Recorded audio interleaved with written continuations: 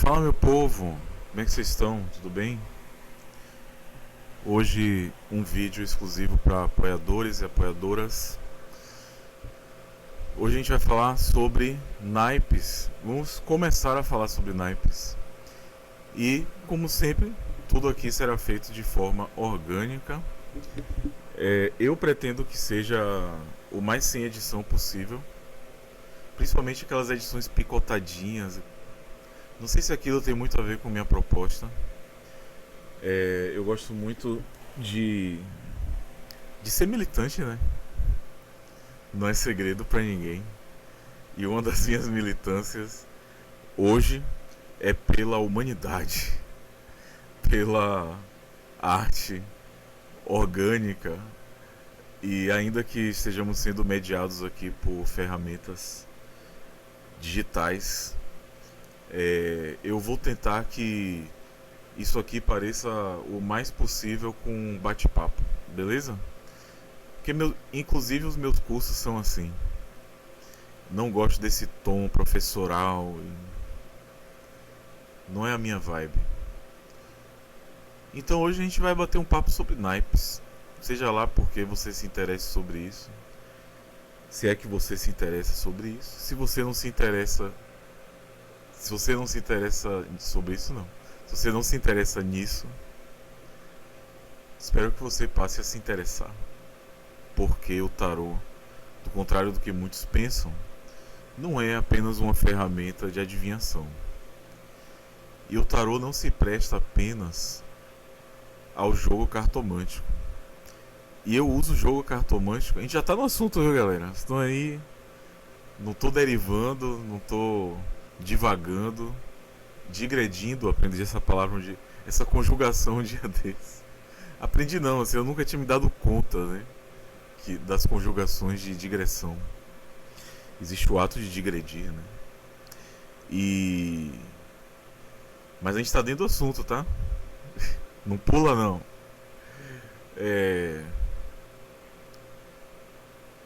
Por que eu chamo cartomancia de jogo? Bom, o tarô, como vocês sabem, é um baralho. Caso não saibam, né? É um baralho de cartas que já teve muitas encarnações, muitas formas, inclusive antes do advento do tarô ocultista. Não foi sempre chamado de tarô, foi chamado de baralho, muitas vezes de naipes, de naibes, mas com o assentamento de um determinado modelo de baralho e de imagética e de disposição, numeração das cartas. Porque esse baralho era usado para jogar um jogo chamado tarô, ou taroque, ou taroco, ou tarok. Acabou se atribuindo esse nome, né, para baralhos de 78 cartas, com 22 trunfos. Os trunfos são esses aqui: eremita, né? O mundo, a estrela, o carro, que hoje você conhece por arcanos maiores, né? Essa foi uma inovação dos ocultistas. E paralelo aos 22 trunfos, nós temos 56 naipes. Na verdade, nós temos 40 naipes e 16 cartas da corte: reis, rainhas, pajens ou valetes e cavaleiros. Esse é o tarô. Isso convencionou-se que isso é um tarô. Isso nem sempre foi assim, porque esses baralhos eram usados para jogar, obviamente. E cada jogo demandava uma configuração de baralho. Então, por exemplo, nós temos nós temos os baralhos de piquet, que é um jogo francês, que tem muito menos cartas. Nós temos baralhos de, de, de o famoso baralho de pôquer, que é o baralho dos jogos de canastra, de jogos de vasas, que são esses baralhos aqui, né, com naipes pretos e vermelhos separados em diamantes, corações, lanças e trevos. Esses são os nomes, já repararam? Né? Depois vocês olham se tiver um baralho aí de pôquer, né, de buraco. Reparem que a gente chama ouros, mas são diamantes. Quer dizer, são losangos, né? Pra falar a verdade. Mas são diamantes estilizados, né? Trevos, que a gente chama de paus. E não tá errado não, só tô dando informação aqui pra vocês, histórica. As lanças, reparem, a gente chama de espadas, mas são pontas de lança, né? São pontas de lança. E corações, que a gente chama de copas. E a gente chama de copas porque em meio aos as cartas de naipes do tarô, nós temos essas aqui, ó, que são taças, né? Taças. Então vejam, originalmente, e aqui eu não vou ficar precisando data não, viu galera, porque é um voo panorâmico, né? Eu vou fazer indicações bibliográficas para caso vocês queiram as datas, os documentos. Tem livro que tem link para bibliotecas digitais onde tem os facsímiles. É uma maravilha, mas aqui é um voo panorâmico, porque a minha intenção aqui não é histórica, é conceitual. Eu sou um poeta conceitual antes de tudo, né? Mexo com conceitos, embora curta muito uma precisão histórica também. Esses naipes, historicamente, eles se desenvolvem retratando estratos sociais. Então, antes mesmo de aparecerem os arcanos maiores, os trunfos, né, como os enamorados, a casa de Deus, o julgamento, a lua, né, pendurado, antes desse pessoal aparecer, né, a gente tinha um baralho de 56 cartas já rolando, entre outros baralhos com outras numerações, com outros tipos de naipes. E se você for pesquisar os baralhos lá alemães, vocês vão ver que tem um naipe de bolotas e não sei o que. É muito variado mesmo. Mas aqui a gente está focando no que veio se tornar esse baralho aqui, que a gente usa como oráculo. Esse é o nosso interesse, que é isso que a gente chama hoje de tarô. Quando a gente chega numa casa de produtos esotéricos e pede, me dê aí um tarô, né? Vão aparecer com 2, 3, 4 baralhos. Todos eles estarão dentro desse padrão. Então estou falando dos baralhos desse padrão. Então já se jogava, né, jogos com esses baralhos de 56 cartas. E já existia essa ideia da numeração do 1 ao 10. Do 1 ao 10. E por sua vez, essas cartas do 1 ao 10 eram divididas em 4 figuras, 4 naipes, formando 40. Então a gente tinha do 1 ao 10 de moedas, né? Do 1 ao 10 de espadas, do 1 ao 10 de copas. E a gente tinha, nossa, eu podia ter separado tudo aqui de um jeito didático, né? Misericórdia. Do 1 ao 10 de paus. Isso com variações. Então, se vocês forem pesquisar, por exemplo, a história dos baralhos alemães, japoneses, suecos, russos, né? Espanhóis, vocês vão ver que tem ali variações, mas a estrutura é a mesma, ela é persistente, né?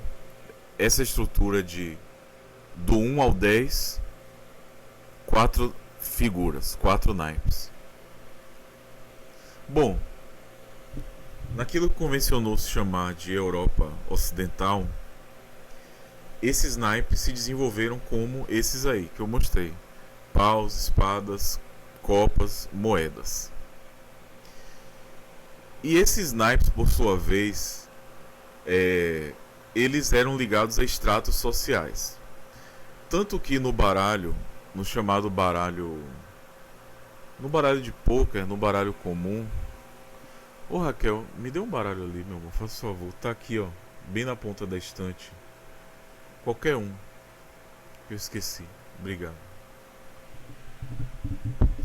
Então a gente tem nos baralhos de pôquer, de buraco, essas figuras aqui, losangos, essas figuras aqui, trevos, essas figuras aqui, corações, essas figuras aqui, lanças, pontas de lanças, que hoje a gente chama de espadas, porque no tarô são espadas. E aí, se vocês forem pesquisar heráldica, manuais de heráldica, não precisa ler uma tese de doutorado sobre heráldica, não. Vê lá um manual, vai na Biblioteca Nacional da França e procura um manual de heráldica, digitalizado, escaneado. Vocês vão folhear, pensar que não, vocês vão ver escudos com lanças, vocês vão ver escudos com copas, vocês vão ver escudos com trevos, bastante. Aliás, o trevo é um motivo muito persistente na imageria medieval. O trevo, por exemplo, é o formato de muitas rosáceas de catedrais góticas. Olha só. Então você tem na frente da catedral, porque eu não vou saber o nome de arquiteto, tá? Porque eu não sou arquiteto. Já é lucro para você que eu saiba o que é uma rosácea, beleza? Então vocês vão ver isso aqui enorme, e cada bolinha dessa tem um vitral, e cada vitral tem uma história, que as catedrais são livros de pedra, né? E vocês vão ver muito losango, mas muito losango nas coisas da Idade Média. Então vejam, essas figuras, elas estão ligadas a estratos sociais. Que estratos sociais são esses? Então, eu não vou falar em alguma ordem específica, é do jeito que aparecer aqui, tá? Losangos são ligados à classe mercantil, diamantes, money, plata. Então são ligados a essa galera aí que troca, que negocia, que é meio malandra, que quer lucrar, que quer ter vantagem, que troca. Então, reparem que, se vocês forem olhar agora o manual de cartomancia, Ouros vai estar ligado a esses verbos. Então, a partir de agora, vocês sabem, para além da decoreba, vocês sabem por que, Quando a gente olha uma carta de ouros, a gente fala de troca, negociação, de ganho, né? De objeto do desejo. Trevos. Trevos está ligado à classe trabalhadora. As classes que labutam. E aí, novamente, vocês olharem os manuais de cartomancia, vocês vão ver que trevos são um naipe duro, que denota trabalho, que denota suor, que denota às vezes problema, coisas que dão trabalho, né? Copas. Copas está ligado a classes clericais. Coração, por causa da ideia da graça. Supostamente deveria haver generosidade nesse pessoal, compaixão, né? E aí, claro, na cartomancia eles não vão significar tem um padre na sua vida. Aí a gente tem que hipersemantizar, tem que alargar o horizonte semântico, né? Então quando a gente fala de copas hoje, a gente não fala só de classe clerical, mas a gente fala de afeto, de intimidade. E eu já vou explicar para vocês que tem outra lógica por trás disso da distância. E por que cartas como essa falam de intimidade. Tem uma lógica, sim. Não é arbitrário, não. Lanças, pontas de lanças, espadas. Adivinha qual é essa classe aqui? Classe guerreira, a classe militar. E aí, novamente, né, quando vocês forem ver qualquer manual de cartomancia, vocês vão ver que espadas é um naipe problemático, porque fala de conflito, de guerra, de luta, disputa. E tem uma parada no folclore cartomântico que o Ás de Paus é morte física. Tem umas paradas assim. Eu não uso isso não, mas é legítimo. Faz parte da tradição cartomântica que o Ás de Paus é tipo, se cuide. Então temos essa ideia desses estratos sociais da Idade Média europeia, né? E aí além desses naipes de 1 a 10, né, que somam 40, porque são 4 naipes, nós temos as figuras da corte, que aí sim elas explicitamente, né, representam figuras da nobreza, figuras, né? Aí a gente tem figuras portando esses objetos, como o rei de bastões aqui no tarô. Nós temos as figuras no baralho de pôquer também, aqui o valete de espada, né? O valete de copas, a dama de paus, a dama de copas, e assim sucessivamente. Então veja, a gente já chegou em algum lugar aqui. A gente já está em um lugar bom.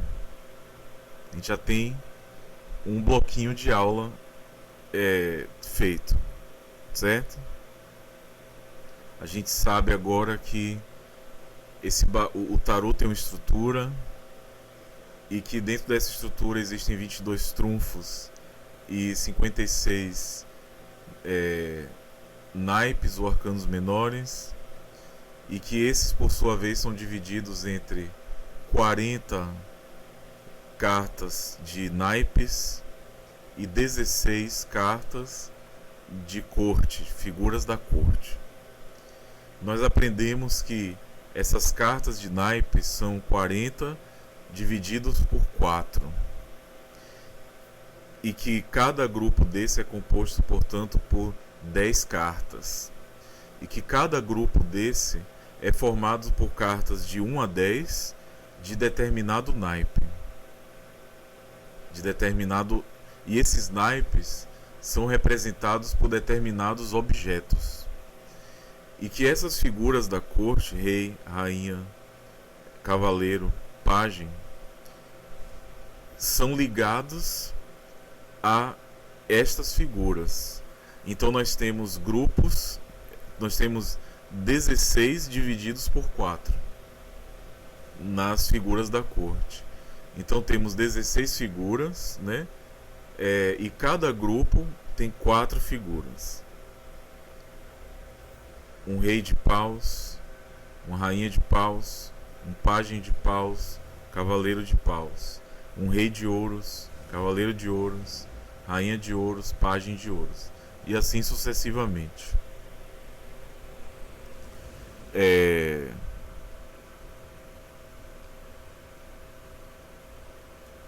Então, aqui a gente já pode dar um passo além, né? Já que isso já foi aprendido. O que são esses objetos? Então aqui é importante a gente, eu acho importante, né, a gente começar pelas cartas de jogo. Elas são uma boa introdução para a gente migrar para o tarô. E será isso que nós iremos fazer na próxima aula. Beleza? Então guardem isso, reflitam sobre isso e, por favor, olhem seus baralhos. Então, o primeiro exercício que eu deixo para vocês é pegar um baralho de tarô, de preferência um tarô de Marselha, e um baralho de jogo comum. Se for baralho de jogo, tira as cartas, as figuras da corte e vai passando de carta em carta, abre painéis na mesa, olha, apenas isso, olha, porque toda uma tradição ocultista, extremamente transcendentalista, com muita influência do protestantismo inglês e do puritanismo, nos afastou da imanência da imagem. E uma das coisas que eu faço quando eu ensino tarô é conduzir as pessoas de volta para isso. Então, pegue um tarô também, tira os trunfos, né, os arcanos maiores, e também olha os naipes, paus, espadas, copas, as cartas da corte. Crie intimidade, para que na próxima aula, quando eu falar com vocês, vocês já possam ter um imaginário interno de mais ou menos como as cartas são. Ainda que você já conheça, eu te convido a refazer esse exercício. Um abraço, até a próxima.